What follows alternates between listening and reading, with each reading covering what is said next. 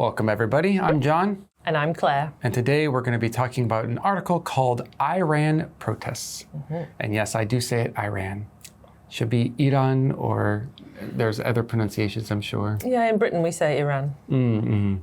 But unfortunately, well, where I was brought up, yeah, Iran, Iraq, things like that.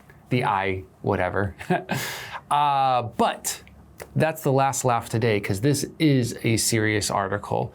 And it is, as of this recording, still going on, these protests.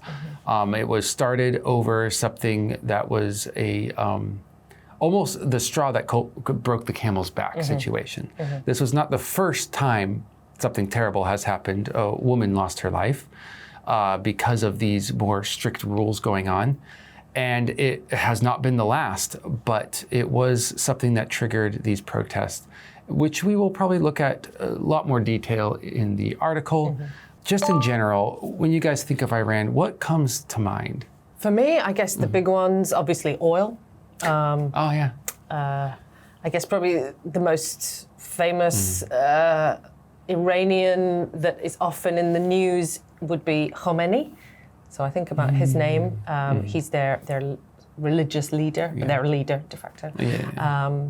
What else do I think of? Islam. I mean, they are an Islamic nation. And maybe I might think about the Iran-Iraq war. That was a big thing on the news when I was growing up, so it made a pretty powerful impression on me. That's about it, really. Yeah, just snippets here and there.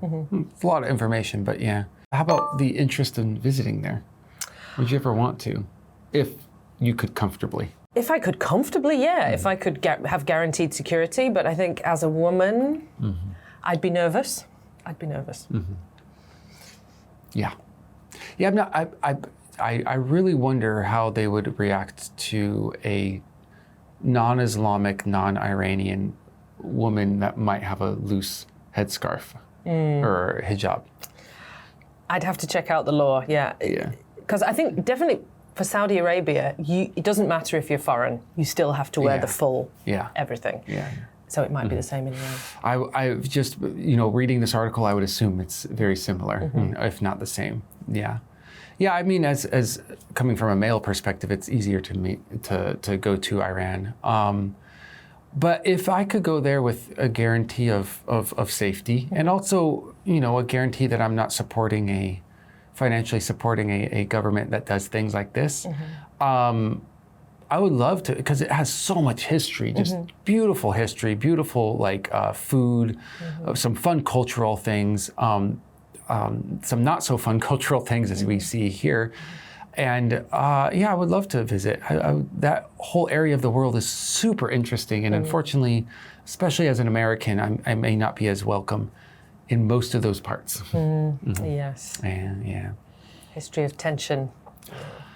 A lot of tension and, continued difficulties. And we don't want to point fingers, but there has been actions taken by my country that may not have helped the people in those countries as much, so may not be as welcome. Yes, a bit of What about England? Do you think England? I think, certainly as far as the tension, Britain has pretty much supported the US in that, so I think we would be just as culpable. Okay. There are other nations in the region that I think I would prefer to visit. Oh, okay.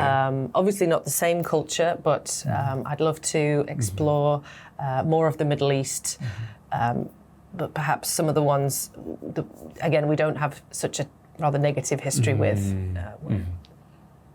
So that would be lovely. That would be good. Go ahead and check out the summary. Read the article, and that way we can do a really good review together in the next part. We'll see you then. Iran protests. A 22-year-old woman in Iran fell into a coma and died shortly after being taken into custody for wearing a headscarf that didn't fully cover her hair. This tragedy has set off angry protests against the country's strict hijab laws and the morality police who enforce them. Many female demonstrators are taking off their headscarves and burning them. Authorities have responded harshly and fatalities are rising rapidly. Iran may have reached a tipping point where people will no longer tolerate the current system.